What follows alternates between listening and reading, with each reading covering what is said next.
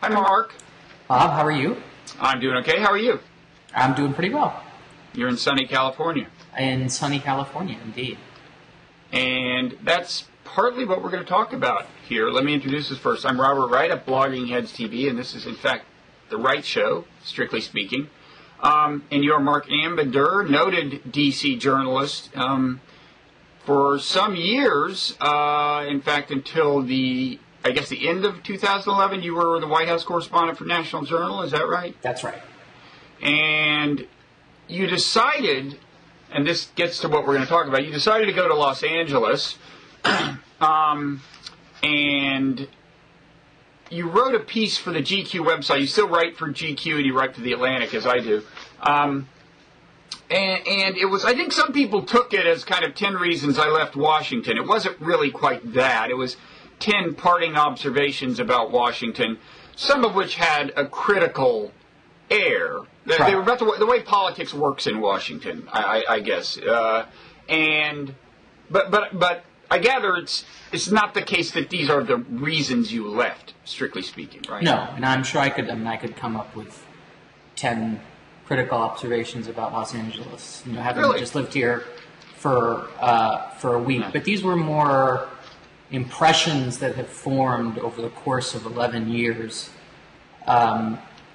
Feelings or things that I just kept coming back to as I was thinking over the time that I spent there. Mm-hmm. Yeah, it's called 10 Things I Learned During a Decade in D.C. We won't discuss all of them, but let's try to touch on the sexiest. Speaking of which, number 2 is about sex. Yes. It says sex influences culture a lot more than Washington wants to think it does. And Washington is still afraid to argue about sex. I'm not sure exactly what you mean by that. I mean, there are a lot of sex-related arguments that happen on, cable news and stuff, right? There are. I knew you were going to ask that question. I almost knew you were going to ask that question first, and I was struggling to come up with an example to distinguish what I meant to say from the plethora of arguments about gay marriage, about abortion rights, and all the the traditional panoply of topics. And here's the example.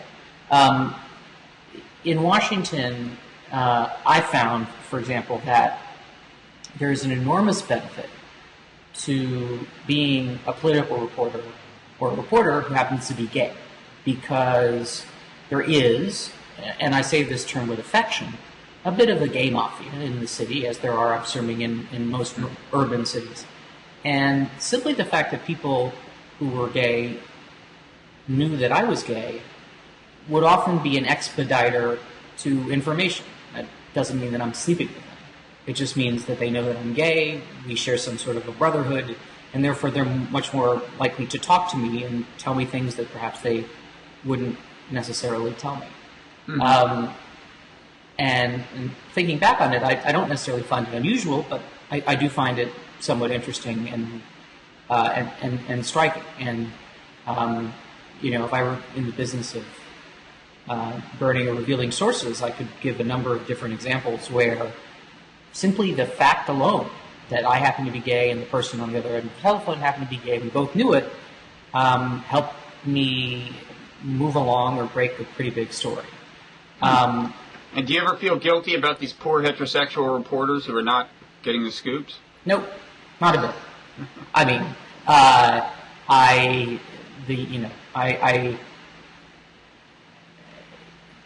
do find, and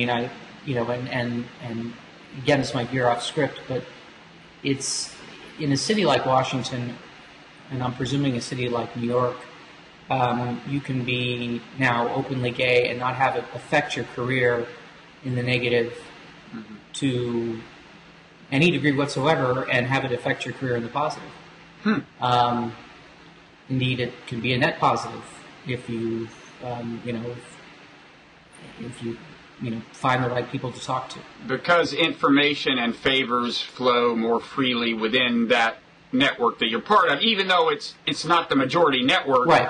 it's sufficiently tight. It's kind of like being a Mormon or something. It is. I mean, there's as I said, it's sort of it's a brotherhood. It's an established, in a sense, tribal group. You're a member of it, and so the membership benefits are conferred upon you. Another thing that I meant by that particular observation was that there is an enormous amount of, we can call it cohabitation, among the sort of, I don't know if you want to call them, 10 to 15,000 people who make up the power elite in D.C. By that is to say... You mean literal cohabitation? They're sleeping with each other. That kind of cohabitation. I've heard of that. And now we're moving to the population more broadly to include heterosexuals. We are including heterosexuals. I mean, I can say honestly that as a journalist, I've never slept with a source. I'm referring here more to the number of times that one would hear of reliably a member of Congress having some sort of an affair with a lobbyist, or not even an affair if they're single, having a romp or a rendezvous with a lobbyist, or senior congressional staff members doing the same.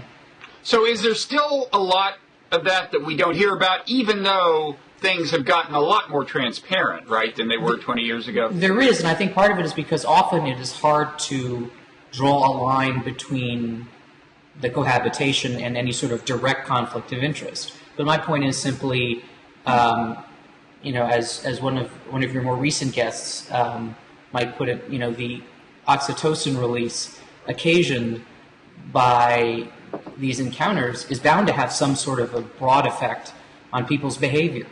Sure. But it happens in almost every venue. Really, it happens on the campaign trail to a significant degree. The cohabitation between staff and journalists. It happens in the senior or the most storied corridors of power. Cohabitation between Secret Service agents and White House staff. Really?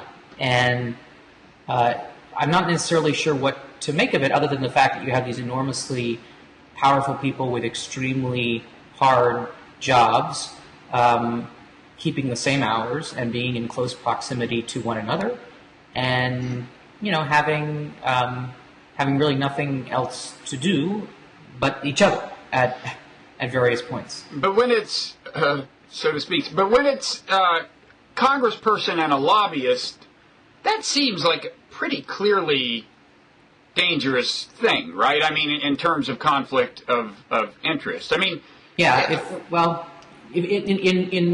In most cases, it would be. In most cases, though, it's hard to find or hard to draw that line. And there still seems to be, although there's a lot of digging into these stories, there still seems to be. It's not necessarily easy to prove. One of those stories where you hear about it reliably enough for you to know that it's probably correct, but you can't prove it to the sufficient degree that you would if you want to publish it. And so many of these stories remain unreported, or they're reported well after the fact. Well, so does Washington need a more Washington version of like TMZ, or for Gawker to focus more resources on Washington or something? I mean, I would think no, it doesn't. I actually think the reverse is true. I mean, I think the focus on this would chase good people out of politics even more than it already has. I mean, I'm a believer in the theory that says that a lot of the scrutiny paid to one's personal life in Washington, and the fear of that scrutiny, whether it's warranted or not, is one thing that keeps otherwise able or excellent potential civil servants or politicians out of Washington. I mean, there's a prurience factor, but at the same time, Washington and the news media there tends to be fairly prude. I mean, we're shocked that people are having sex with each other. So I would rather not see that. I see. So you think the conflict of interest is not so massive that it outweighs the loss of talent we'd see if public life became even more uncomfortable than it already is. I would say so.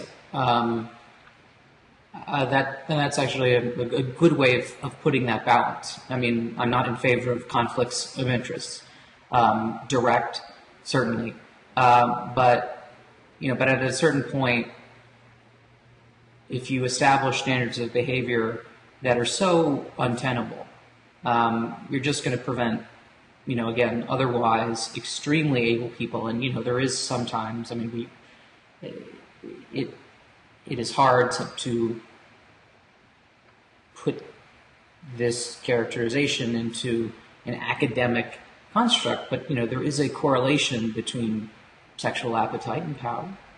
And seems to be. Plus, there's between how the access to sex you have and the amount of power you have. The access to sex you have, the amount of power you have. And look, we've seen people do stupid things with that access to power. People who have children, in particular, engaging in illicit relationships. The damage of which is really only to, I think, when these relationships are exposed to the children, but these people, which is damage enough, I think, and says something about their judgment. Yeah, we're taping this on the day after the John Edwards verdict, by the way. Right, which is, still somewhat confounding in the sense that, campaign finance laws had changed. So that's, if I had to do an 11th observation, it would simply be how radically they had changed from when I got to Washington and how they are now. But it's very interesting. How does that pertain to the Edwards case? Just generally, it seems as if there is a reluctance among people generally, I think because they see what money is being spent for, to perhaps convict John Edwards on the charges that the silence of his mistress was essentially bought, which quite frankly, it's very hard to look at the facts of that case, at least as we know them, and not make that strong inference. But the jury felt otherwise, and I think part of it was because they get the sense, I think, this is just a pop psychology guess, but they get the sense that it's pretty much anything goes territory. Yeah. And although there are always attempts to circumvent the campaign finance rules with all sorts of different contraptions now, in the post-Citizens United world, things are significantly different, and there's just a different attitude towards money in politics. But just to show you how completely I ignored this case, here's a question I genuinely don't know the answer to. Okay. Was it the case that the money spent in this whole plot to kind of construct this fake family and everything what was clearly had been campaign contributions, or is that the question?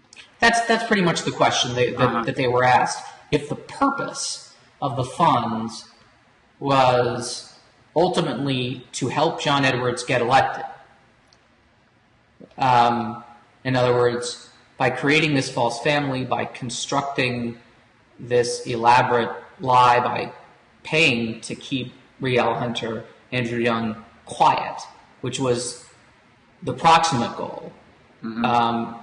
Because the ultimate goal was it would embarrass John Edwards for those who get out, and therefore the money had to be spent in order to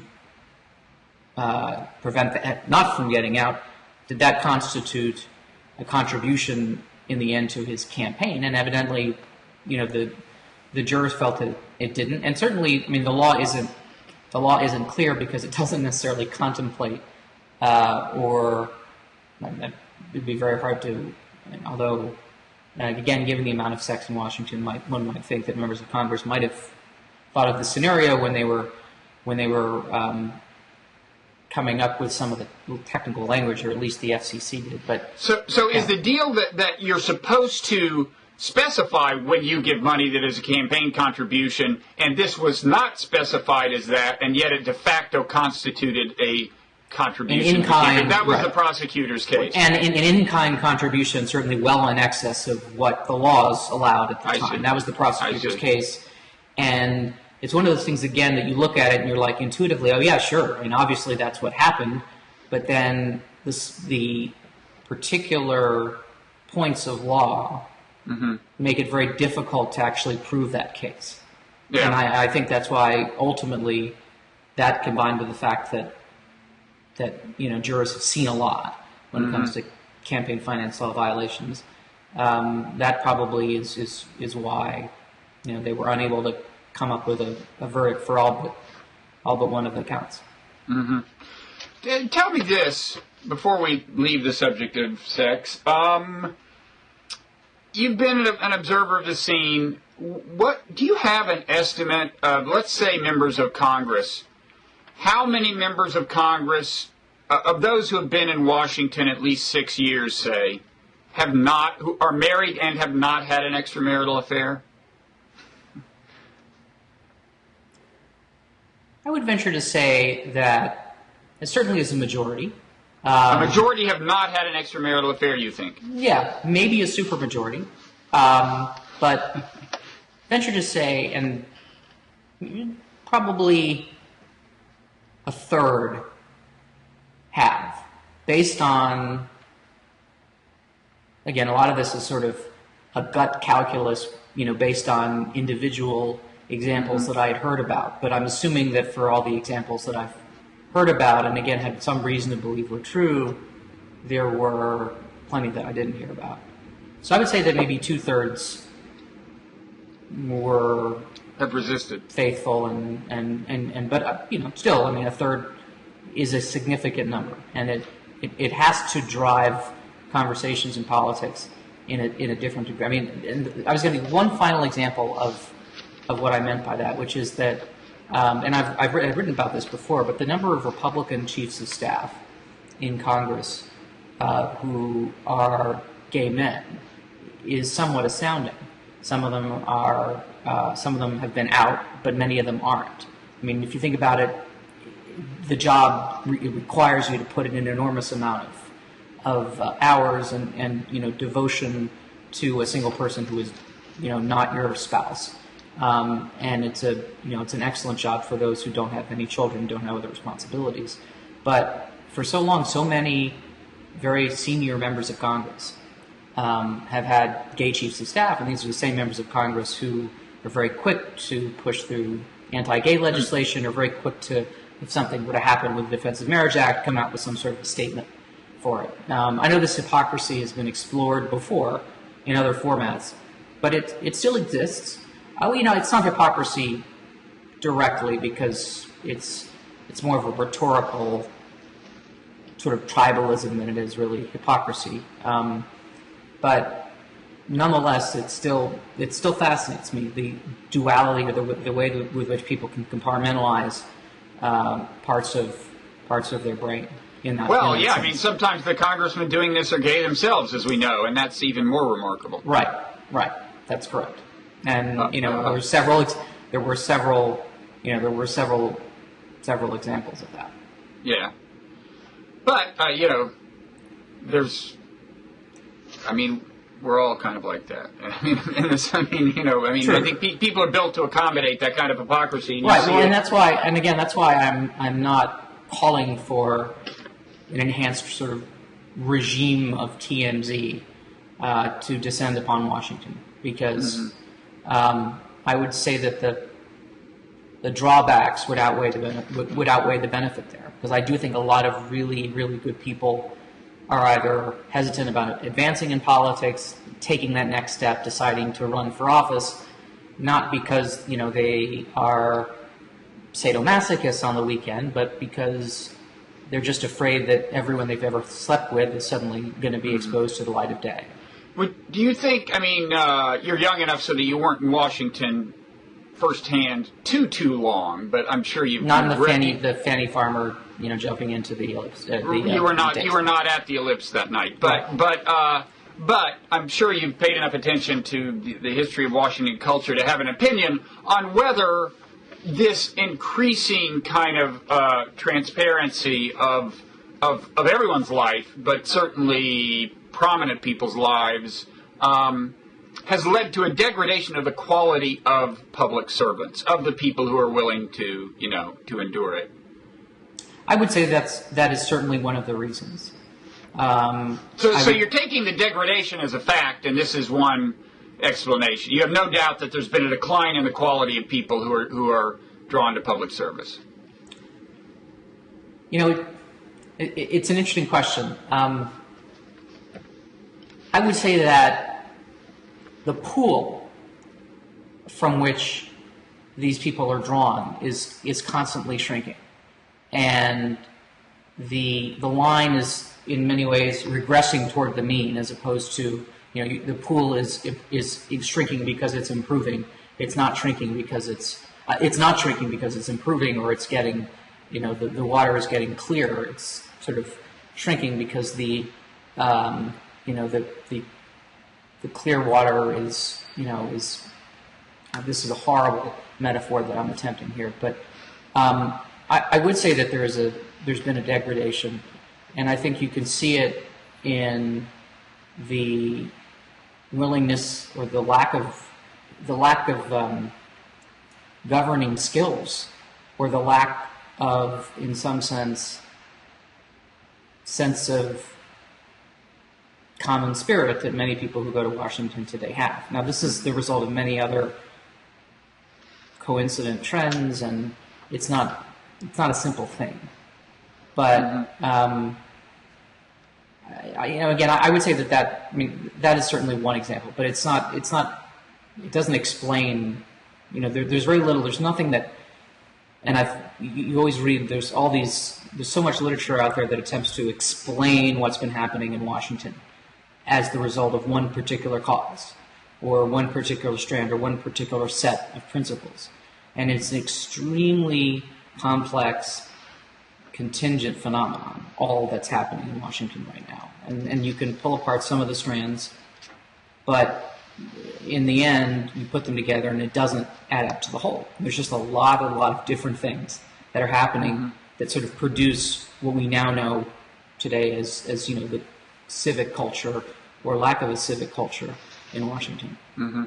Yeah, I once talked to a guy who had been in Washington a while, and he said he had never met a national politician, by which I think he meant an elected politician, basically somebody in Congress or elected to national office. He said, I'd never met a national politician who did not turn out to be an asshole. He had met a lot of them. Maybe he was an overly harsh judge of human behavior, but do you differ with that? Do you think there are a lot of really decent, not massively egotistical people?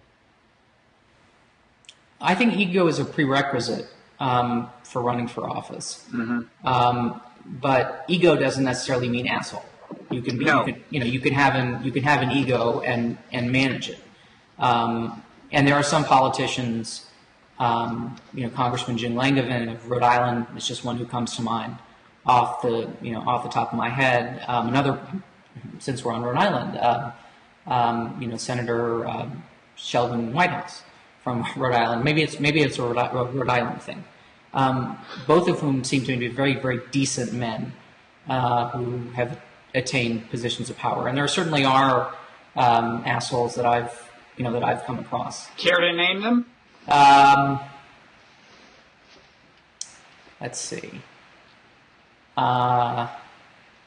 No, because I don't know if my endeavors out here are going to fail, in which case I'll have to come back crawling on hands and knees to Washington, and having gone on record as naming particular politicians as assholes might cross the line. So if Blogging Heads guaranteed you a lifetime stipend that could support you, I'll give you would give us names. The top 100 assholes in Washington. Okay, consider it done. It's a deal. The money is there for you when you need it. Now let's hear the names. Excellent. Well, I'd like to see the money first, but then we can, but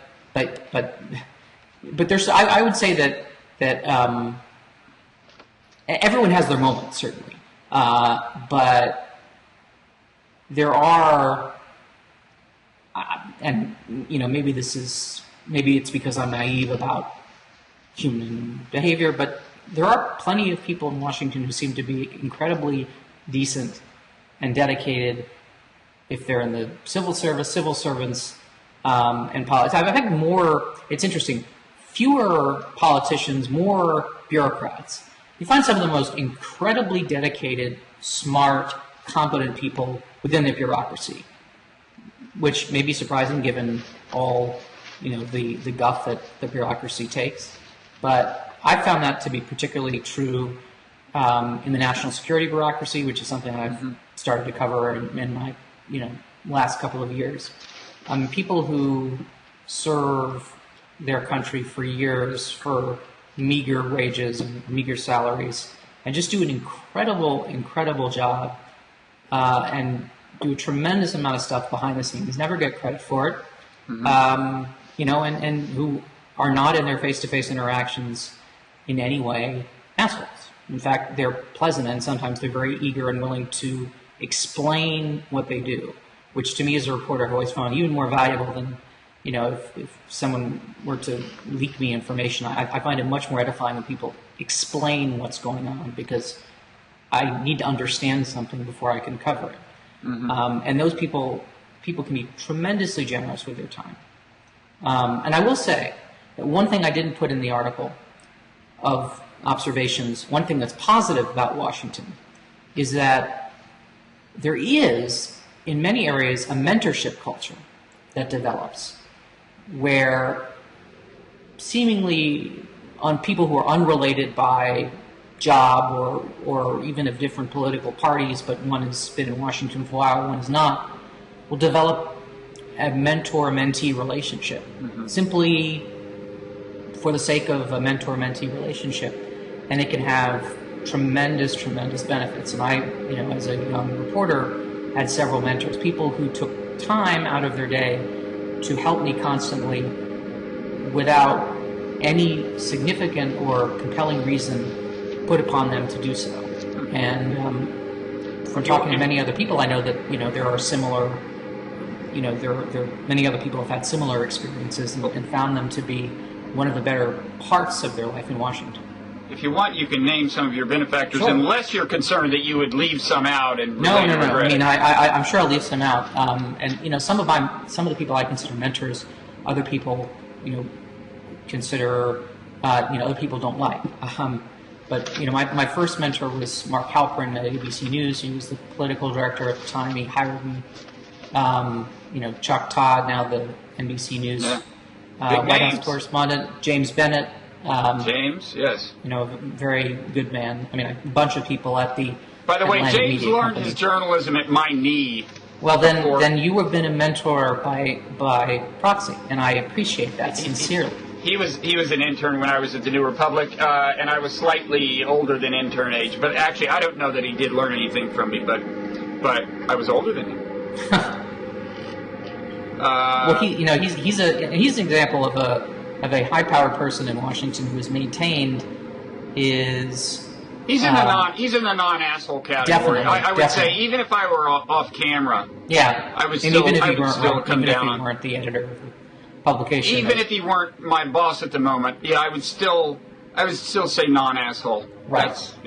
But there are there are people like Jeffrey Goldberg, another who's a correspondent at the Atlantic. They're just very. When I was starting there, they just were. They took time and stopped doing what they needed to do in order to help me for benefits that, I didn't see were tangible for them. Mm-hmm. And that happens quite a bit. And I think it's partly because Washington is an extremely intense town. There are a lot of people who realize, why, people realize that it feels good to help other people. In a sense, you feel like you've been lucky, you give back. But there's a sense, we're all in this together, and we might as well help each other. And I think that is something that is somewhat, that's very salutary about Washington, and it recommends itself. I commend the city for developing it. But it's not necessarily formal, and it could be, something that, if recognized, could be institutionalized, perhaps to some degree, and help more people. A mentor institute. Or just people recognizing the value of that, and just actively seeking it out. I mean, there are attempts in Congress, to have senior members of Congress become mentors to incoming members of Congress. Yeah. But those relationships, tend to be very. I think what they should do is take departing members of Congress and give them a ton of money to do that in exchange for agreeing not to work with any lobbyists or anything like that for 10 years or something. Bill Gates and George Soros, and then perhaps David Koch could all jointly endow a mentorship institute. I mean, seriously, it would be a public service if going through Congress they knew, and I think you would have to kind of offer it to everyone. Because then they would go through Congress knowing that they didn't have to worry upon leaving about making a living, which is can be a corrupting concern, right? To give an example of that, when Susan McHugh, who was Harry Reid's chief of staff for a long time, was preparing to leave office, she was bombarded with offers that would have paid her into the 7 figures to become a lobbyist. Wow. 7 figures, which is a lot of money. Mm-hmm. And she chose not to. She chose to go directly to the One Foundation, which is, which was established to help fight poverty, certainly for a salary that wasn't unhealthy, but was not 7 figures. Mm-hmm. And someone needs to collect the stories of people like Susan McHugh and figure out what drives them not to make those decisions, what incentivizes them not to make those choices, and see if they can somehow bottle that and replicate that. Mm-hmm. Because acts like those are fairly, they count, at least to me, they count as selfless acts, so far as you can have selfless acts in Washington. Mm-hmm. And foregoing an enormous payday. And that's why a lot of people become and are willing to suffer through the 18-hour days, 364 or 5 days a year as congressional staff members, because they know that their expertise or their connections or their proximity to power can be so easily bought once they leave. And she was an example of someone who did not exploit that for her own personal gain. Mm-hmm. And again, she certainly made and is making a healthy living. She went for the One campaign and is now doing some other things. But we got to figure out why people do that, and I think it's in everyone's interests to encourage more people to do that, even if that means increasing the financial incentives elsewhere. Mm-hmm. Okay, I'll get on that case. Good. We're obviously not going to have time to get to all of your points, and I hope maybe you'll come back sometime and talk about some of the ones you don't. Well, hey, if you're paying me a stipend, then I'm indentured to you, so I'll come back whenever you want. Actually, the electronic transfer of funds has already taken place. If I seemed distracted a few minutes ago, I was doing that online. The money is now in your account, Mark. Excellent. Well, the biggest asshole is now. We're ready. So, I find your observation number 6 about Washington. I drew a connection between this, which begins the political media culture is obsessed with the meta-narrative. I drew a connection between this and this recent Chris Hayes thing, which I'm sure you're up on, where he, said something, a pretty adventurous thing to say the day before Memorial Day, I guess. A certain kind of risky, but an earnest, searching kind of question about whether calling all fallen American soldiers heroes doesn't feed into the narrative that will be used to start future wars. And then he immediately found himself swept up in a narrative and wound up apologizing kind of in no time flat. There was there were calls for his scalp and that does get a little bit at what you're talking about here, right? It's an example, and MSNBC covered it. The meta coverage, and they because of course it's a story that I think they covered it in part because it's a story that people in Washington glommed onto, so they realized that they could generate a lot of attention by covering the coverage of it.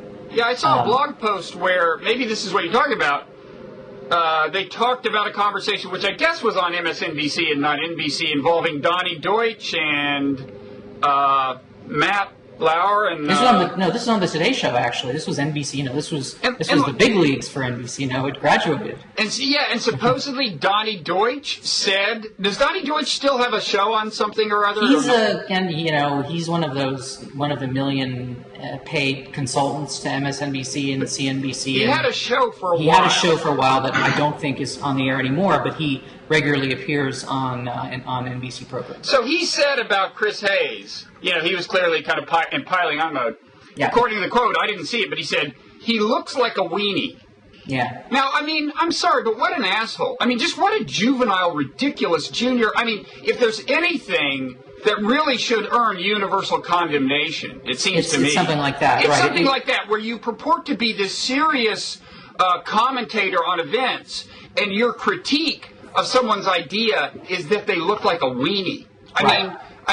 That would be like you and I saying Donnie Deutsch looks like a thug. Right. And I'm not saying he looks like an asshole. I'm saying he is an asshole based on what he said, and I'm willing to talk about what he said. That's different from saying, now I'm saying he talks like a thug as well. Don't get me started. No, that should I agree, be and I think firing offense if NBC considers itself a serious news organization, or MSNBC, or whoever the hell he works for.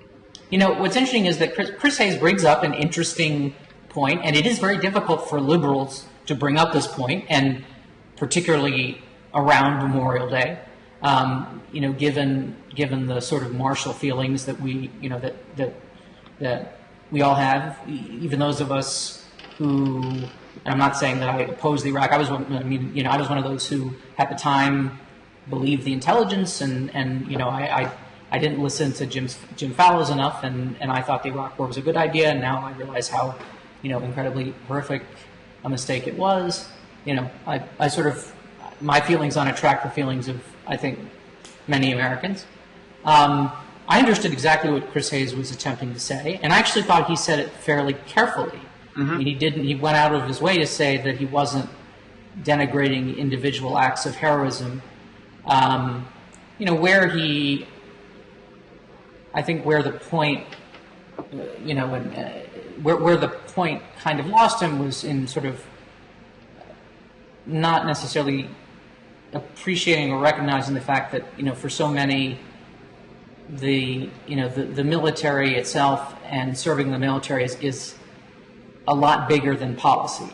And, for him, this was a policy question and not necessarily a question about service to one's country. But it's more of it was a small rhetorical point, but I thought, what he said was, I could see why it would be construed as controversial. Right. I didn't find it very objectionable. But, again, that's another thing about Washington, is that it's very, very easy to get outraged about, or people at least to feign outrage about things that in the end aren't terribly outrageous, but are unique or are outside the established normal lanes of discourse. And, and Chris Hayes is an actual liberal, who used to be Washington correspondent for The Nation magazine, and is genuinely struggling with this question. I thought when I didn't see it, but I read about it immediately after he said it, and I thought it was an interesting and provocative statement, but it turned into, Chris Hayes is denigrating our troops. MSNBC liberals are all, this is perfect, example of how, liberals hate troops, and everyone's sort of, and that sort of became the debate, and whether he should get fired and all that stuff, the meta debate, as opposed to kind of looking into the question that he was actually asking. We've had, 10, 11 years of warfare to to what end? And we've had, 3,000 Americans die in the course of 3,000 Americans die in Afghanistan alone. Thousands of Americans die in Iraq. And where are we? The policy certainly hasn't been heroic. It wasn't established on heroic grounds. And are we, by sanctifying the sacrifices of these soldiers in such a degree, without at least recognizing that, we hate to believe this, that people, were in a sense sent to their deaths for fool's errands. Mm-hmm. But by, right. And that was the question he was asking, and it's right. Not an unreasonable question to ask. Right, and to deny that, it really, to glamorize it is to not confront a mistake, a policy mistake. Right. Given the way the word hero works in people's minds, to say, well, they were all heroes just tends to gloss over the possibility and push aside the possibility that actually this was a serious policy mistake and these people, in fact, did not die to make the world a better place, although God knows they died thinking and hoping that, but still, anyway, I thought, my question for you in a way is, I would say as an aside that, I wrote about this and actually launched a kind of defense of the point Chris was making, and I looked up the word hero in the dictionary, and of course it's associated with courage. I would say that it's pretty courageous to do what Chris did. I'm not saying we should call him a hero, but it was a courageous thing to do. But the question I want to ask you is, okay, so this was an exercise in stigmatization, right? They wanted to stigmatize him, and now in the future when he weighs in on these matters, they can say, oh, well, this is the guy who thinks that, and they'll, distort what he said, whatever. Right. But is it the case that generally in Washington, discourse about ideas more and more assumes the form of stigmatizing or trying to stigmatize the people putting the ideas forth rather than engaging the ideas? I think it may be a genuine trend. I think it's a genuine trend. It is the trend of automatically questioning motive and not questioning judgment. We're substituting entirely the questioning of motivation for the question of judgment. Right. When Ron Fournier, who is now the editor-in-chief of National Journal, was hired by National Journal, the coverage from the left, I should say, brought up what was all about how Fournier was completely unreliable as a reporter because in a Freedom of Information Act request on something unrelated, he had sent an email to Karl Rove that expressed essentially what would amount to fairly innocuous best wishes for the good conduct of Rove's job. Basically, as a citizen of this country, I offer you the best of luck in conducting the nation's business. Was pretty much what Ron Fournier said. Now, I've written many of those emails to people themselves, but because of that, because Fournier had dared to write an email that was fairly formulaic, but also was expressing just a genuine, hey, you're a human, I'm a human, mm-hmm. feeling towards Karl Rove, the mm-hmm. object of immense hatred among liberals, then that suddenly makes him, Ron Fournier, and everything he does, terribly suspect. And this happened, 6 years ago? 6 years before Ron Fournier became editor-in-chief of National Journal. Wow. And that was that was the way that many liberals greeted his appointment. And it was just stupid. It was just totally unfair. If I was Newt Gingrich, I would say it's unfailingly stupid, or some other adverb construction. You'd say it's absolutely unfailingly. Absolutely, unfailingly. Deeply. Irredeemably. It's deeply stupid. Stupid. Yeah. But you're right. I think you're absolutely right with that observation. And part of it's because the sort of tribal culture in Washington. People are so assured that their own side is right. They have lost the ability to be humble about the truth, and lost the ability to be humble about the possibility that in some cases the worldview that they have doesn't explain everything. But I think, what's worse is in some cases they know that, and they do it anyway. Their first instinct is, we're going to question this person's motives because that's what works. Mm-hmm. Even if I don't really believe that their motives are bad, and I think they're good persons, I'm going to question their motives because that gets my side riled up. Right. I think people do that deliberately, which I think is worse than people doing it instinctively. Right. And so that creates this whole cycle of apology, this apology cycle, where they try to, somebody will slip up and the other side will try to intimidate them into apologizing while they're still freaking out, Right. And it was demanded that I apologize recently, but I didn't. It's bad, and I mean it's and you see it in a number of different policy contexts, and it's a kind of McCarthyism. It's guilt by association. It involves some of the ingredients of McCarthyism, I'd say. It's not always about loyalty to your country, but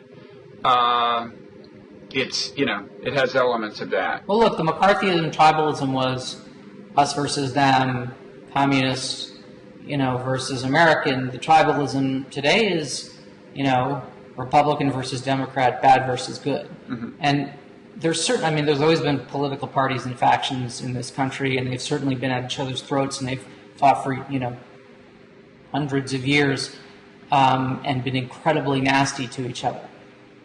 So I'm not thinking about or positing that there was a halcyon age, certainly not, during the age of Jackson, you could possibly fathom that politics was any less rough than it was today. But there was, within Washington, a governing culture that has been frittered away or atrophied away. I think that developments in the Republican Party there are a lot of different reasons for it. I think, I don't know where on the sort of pie, how much slice of the pie to put this, but I think part of it, has to do with the evolution of the Republican Party from a sort of demographic perspective, and the evolution of political tactics that they've used. But there's, and that it does mean that, there's plenty of things that Democrats have done as well, but I think largely, more or less, the other thing, you're not in Washington, it's hard when you make an analytical judgment that blames one party more than the other. Automatically everything you say is going to be suspect. You're not making an analytical judgment. It must be because, a silly, although, moving from D.C. to L.A. doesn't necessarily provide evidence against this type, but, I'm a lily-livered liberal who hates Republicans. But generally, I think I hate when people use that collective term. I think Washington has lost a sense of its governing culture. People don't remember really what it was like to govern effectively. People who used to do that and be in senior positions now remember a decade of just unreconstructed tribal warfare among parties. Yeah, and look, it was definitely different when I was in. I'm also a Washington exile. When I was there in the late '80s, early '90s at the New Republic, it just the commentators were not part of this. Every once in a while, somebody would get accused of overstepping some line, but it just was not this kind of semi-chronic thing. On the partisan difference thing, I'd say it's partly just that they seize on different motifs. So conservatives are more likely to accuse liberals of lacking loyalty to the nation or patriotism, which was kind of implicitly the charge against Chris Hayes. Liberals might be more likely to try to associate you with a wealthy elite that they are kind of trying to otherize as enemies of the state, and maybe you could argue about whether those are equally grave allegations, but the motifs are different, or liberals might accuse you of more likely to be accusing you of sexist or racist stuff. Right. Or anti-rationalism is another big theme. Right. Kind of, yeah. And anti-empiricism, denialism, science denialism, yeah. Right. Okay, well, so we've been doing this a while, so we should probably cut it short. I don't think we've exhausted the number of the list of negative things you could say about Washington, or the list of interesting things you've said about it. So maybe you can come back down the road and we can again bemoan the state of everything. Absolutely, I would love to. Okay, well, thanks so much, Mark, and enjoy LA. And if you run into Mickey Kaus, tell him hello. Run in the opposite direction. No, run in the opposite direction. Yeah. I like. Mickey and I have had an interesting blogospheric email relationship over the years, but I'll. What should I say if I run into Mickey Kaus? Tell him next time he did a dialogue with me. Okay, I'll do that. Yeah. I'll do that. Okay. All right. Thank you, Mark. Thanks, Bob. See you.